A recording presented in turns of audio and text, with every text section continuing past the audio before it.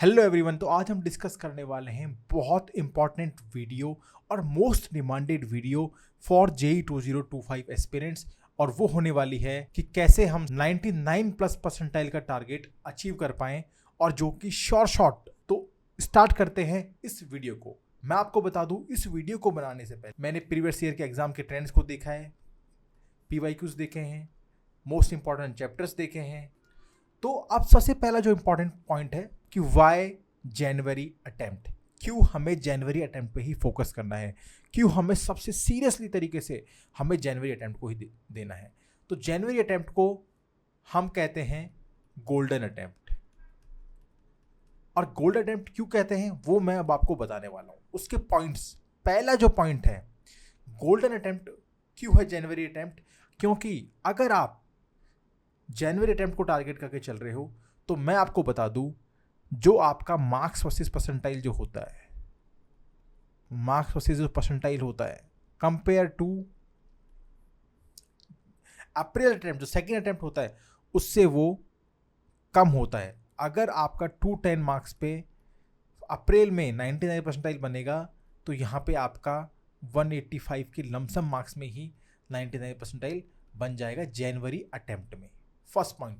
Second point, मैं आपको ये बात ही बता दूं कि जनवरी का जो पेपर होता है वो कंपैरेटिवली इजी होता है अप्रैल अटेम्प्ट से, क्योंकि आपको पता है कंपटीशन उस समय बढ़ जाता है, बच्चे मोर प्रिपेयर होते हैं। तो जो एग्जाम सेटर जो होते हैं, जो जिस तरीके से एग्जाम को पेपर को बनाते हैं, वो इन बातों को ध्यान रख के उस पेपर को सेट करते हैं। थर्ड थिंग, अगर आप 12th में हो तो आपके पास बोर्ड को प्रिपेयर करने का टाइम है। फोर्थ पॉइंट, एडवांस के लिए सबसे जो, अगर आपका टारगेट है अंडर 1000 रैंक, ठीक है, अंडर 500 रैंक, अंडर 200 रैंक, ये अगर आपके टारगेट्स हैं तो आपका सबसे इंपॉर्टेंट ये होना चाहिए कि अगर आपका जनवरी अटेम्प्ट बहुत अच्छे से चला गया तो आपके पास एक अच्छा खासा डिसेंट मई तक का टाइम आपके पास रहेगा एडवांस को प्रिपेयर करने के लिए, और जो कि बहुत ज़रूरी है। सेकेंड थिंग, अब इस वीडियो में जो हम डिस्कस करने वाले हैं, इस वीडियो में हम क्या क्या डिस्कस करने वाले हैं, मैं आपको मोस्ट इंपॉर्टेंट चैप्टर्स की लिस्ट भी बताने वाला हूँ हर सब्जेक्ट की, कि कौन कौन से चैप्टर अगर आप कर लोगे तो आपके 99 परसेंटाइल शॉर्ट होने वाली है। ठीक है, अगर आप क्लास 12th में हो तो आपकी क्या प्लानिंग रहनी चाहिए, आप ड्रॉपर में हो तो आपकी क्या प्लानिंग होनी चाहिए। तो ये कंप्लीट वीडियो हो आपको मिलने वाला है, जिससे कि आपकी सारी प्रॉब्लम सॉल्व होने वाली है। तो स्टार्ट करते हैं। सबसे पहले हम बात करेंगे क्लास 12th के बारे में। तो आगे जो मैं प्लान आपसे डिस्कस करने वाला हूँ क्लास 12th के लिए और ड्रॉपर्स के लिए, आपको जो मैं चैप्टर्स की लिस्ट देने वाला हूँ उसमें आपको एक A4 साइज पे 3 सेक्शंस में चैप्टर्स को डिवाइड करना है। 3 सेक्शन में फिजिक्स, केमिस्ट्री और मैथ आपकी स्टडी टेबल के सामने चिपका हुआ होना चाहिए। जब भी आपको हो, ये सामने आपको चैप्टर्स दिखते हुए रहने चाहिए। अभी अगर वो क्लास 12th में है, उसका जो प्राइम टारगेट होना चाहिए वो होना चाहिए क्लास 12th, और टिल अक्टूबर एंड उसका क्लास 12th कंप्लीट हो जाना चाहिए। वो कोचिंग में हो, किसी में भी हो, उसका क्लास 12th कंप्लीट हो जाना चाहिए। और आफ्टर द अक्टूबर एंड से, मतलब नवंबर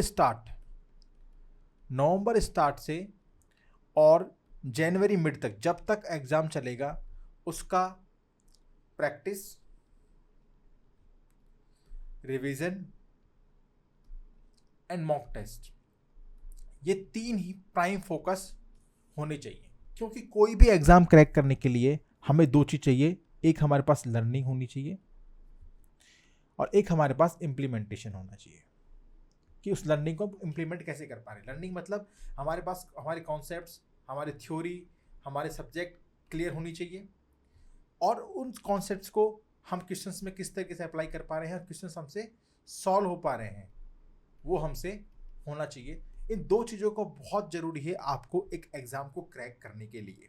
अब कुछ बच्चों का जो सबसे बड़ा डाउट होता है कि हमारी 11th वेस्टेड थी, अब हमें क्या करना है। तो मैं आपको एक सिंपल सी स्ट्रेटेजी देता हूँ कि आपको एक चैप्टर आपको उठाना है। मैं ज़्यादा की बात नहीं कर रहा, और वो चैप्टर मैं आपको 11th के ऑलरेडी आगे बताऊंगा, और वो ओनली फॉर इंपॉर्टेंट चैप्टर्स पे ही आपको ध्यान देना है। पहले फर्स्ट प्रायोरिटी आपकी इंपॉर्टेंट चैप्टर्स ही होनी चाहिए। एक एक चैप्टर आपको उठाना है, पिक करना है और धीरे धीरे उनको संडे को आधा टाइम दे के, कभी कभी जब भी आपके पास एक्स्ट्रा टाइम हो, आप उन चैप्टर्स को करिए, नोट्स को पढ़िए, क्वेश्चन सॉल्व करिए, नोट्स को पढ़िए, क्वेश्चन सॉल्व कर लिए। कुछ समझ में नहीं आ रहा, आप वीडियोस देख लीजिए, टीचर से पूछ लीजिए, ये बातें आपको ध्यान में रखनी है। तो ये हमारा प्लान हो गया क्लास 12th का, ठीक है। नेक्स्ट हम आते हैं ड्रॉपर्स पे। ड्रॉपर्स का क्या प्लान होना चाहिए आने वाले 6 महीने के लिए, 6 मंथ में क्या क्या क्या प्लान होना चाहिए हमारा। तो हमारे पास 2 टाइप के ड्रॉपर्स होंगे। फर्स्ट ड्रॉपर जो इम्प्रूवमेंट के लिए बैठे हुए हैं, मतलब वो ऑलरेडी 90 परसेंटाइल पे होंगे, कोई 80 पे होगा, कोई 70 पे होगा, कोई 95 पे होगा। तो ऑलरेडी जो ड्रॉपर बच्चा जो ऑलरेडी अच्छा खासा प्रिपेयर ऑलरेडी कर चुका है और वो इस साल इम्प्रूवमेंट के लिए बैठा हुआ है, मतलब उसको चाहता है कि वो एक अच्छी डिसेंट रैंक लेके आए और अच्छा खासा एक IIT या NIT में बैठे हो जाए, उसका एडमिशन हो।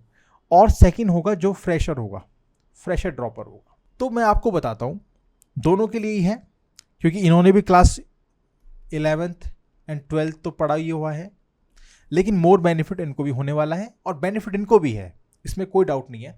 तो आपको जो स्ट्रेटेजी फॉलो करनी है, सिंपल सी स्ट्रेटेजी है, मैं बोलूँगा फॉलो योर टीचर्स, और कह सकता हूँ शेड्यूल, जो आपको टीचर्स ने पढ़ा रहे हैं उसके अकॉर्डिंग आप आपके चैप्टर्स को पूरा करते हुए चले।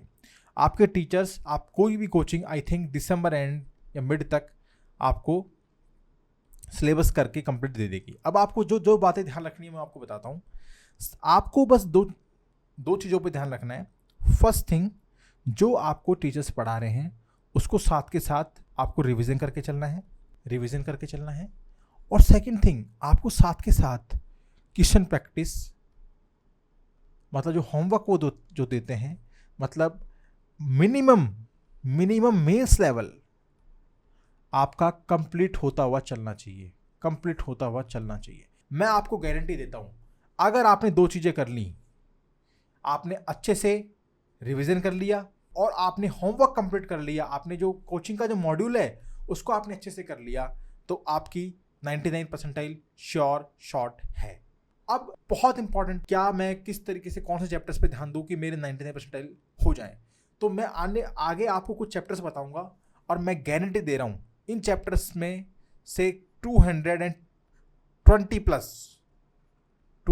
से 220 प्लस मार्क्स के क्वेश्चंस आपको एग्जाम्स में देखने को मिलेंगे। फिजिक्स में modern physics, current electricity, magnetic effect of current, semiconductor, EMI, AC, ray optics, heat and thermo की यूनिट पूरी, rotation, electrostatics, gravitation and kinematics, ये चैप्टर आप मिस नहीं कर सकते।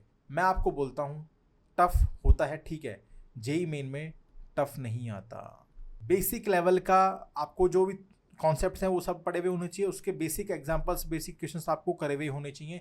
टफ नहीं आता, सारे फॉर्मूलेज आपको याद हुए होने चाहिए। और प्रीवियस ईयर्स के जो ट्रेंड्स हैं उसको स्पेसिफिक वीडियो भी मैं आपको बताने वाला हूँ कि कौन कौन से कॉन्सेप्ट किस किस चैप्टर से बहुत इंपॉर्टेंट है। तो आपको डरना बिल्कुल भी नहीं है। इलेक्ट्रोस्टैटिक जो चैप्टर है इसमें साथ में आपको कैपेसिटर भी पढ़ना है, क्योंकि यहाँ से आपके 1 से 2 सवाल हो जाएंगे, 2 सवाल पक्के हैं। यहाँ से आपके 3 सवाल पक्के हैं, 2 से 3 सवाल, यहाँ से आपके 2 से 3 सवाल पक्के हैं, यहाँ से आपके 2 सवाल, यहाँ से आपके 1 से 2 सवाल, यहाँ से आपके 2 सवाल, यहाँ से आपके 2 से 2 सवाल, कभी कभी 3 सवाल, कभी कभी 1 सवाल, यहाँ से आपके 3 सवाल, यहाँ से आपके 1 से 2 सवाल, 2 सवाल हो गया, ग्रेविटेशन से 1 से 2 सवाल, काइनेमेटिक्स से 1 से 2 सवाल। ये आपको कंप्लीट फिजिक्स में इस तरीके का ट्रेंड देखने को मिलेगा और आपके लिए बहुत इंपॉर्टेंट है। इन चैप्टर्स को मिस नहीं कर सकते और इजी भी चैप्टर्स हैं। केमिस्ट्री की बात करूंगा, GOC, hydrocarbon atomic structure, coordination compound, alcohol phenol ether, chemical bonding, SPDF block के चारों चैप्टर, केमिकल काइनेटिक्स और अमाइंस और थर्मोडाइनमिक्स। थर्मोडाइनमिक्स में आपको फिजिक्स में भी हेल्प होगी इस चैप्टर से, एटॉमिक स्ट्रक्चर से आपको मॉडर्न फिजिक्स में भी हेल्प होगी फिजिक्स में। तो ये सब चैप्टर ऐसे हैं जो आप केमिस्ट्री में मिस नहीं कर सकते। और अगर आपको केमिस्ट्री में अच्छा खासा 70 या 80 मार्क्स, 70 प्लस या 80 प्लस मार्क्स डिसेंट स्कोर आपको करना है, तो ये सब चैप्टर आपके अच्छे से हुए होने चाहिए। और सेम बात आती है मैथ्स में। मैथ्स हम कहते हैं कि मॉडरेट लेवल का पेपर आता है JEE मेन में। तो vector 3D, function, matrix and determinant, AOD, definite integration, statistics, binomial theorem, set and relation, sequence and series and PNC and probability, ये सब आपको देखने को मिलेंगे। PNC है थोड़ा कभी कभी क्वेश्चंस में नहीं होता है, ठीक है, तो आप इस वजह से फोकस कम करिए, लेकिन जो आपको पता है कि यार जो स्कोरिंग आप कर सकते हो उसको आप मिस मत करिए। और स्टडी मटेरियल का सबसे बड़ा जो कॉन्सेप्ट आता है कि कौन सी बुक करें, तो मैं आपको बोलता हूँ सबसे पहला होता है कोचिंग मटेरियल, क्योंकि मल्टीपल टीचर्स, एक्सपर्ट टीचर्स के द्वारा ये बनाया हुआ होता है, ठीक है।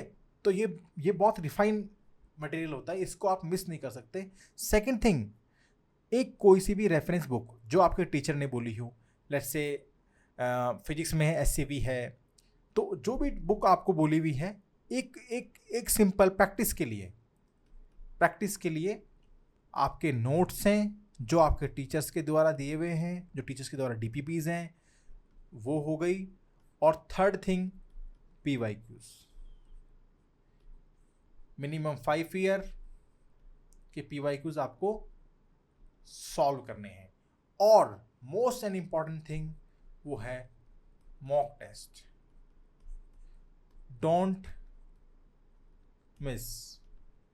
मैं स्टार मार्क लगा के इस बात को बोल रहा हूँ, डोंट मिस मॉक टेस्ट। आपके मार्क्स चाहे 20 आए, 50 आए, 150 आए, 200 आए, आपको मिस नहीं करने हैं, क्योंकि इससे आपका एक टेम्परामेंट डेवलप होता है, एक एग्जाम लेवल का टेम्परामेंट डेवलप होता है, आपका माइंड उस लेवल पे वर्क करता है कि किस तरीके से आपको एग्जाम में बैठना है। Thank you so much.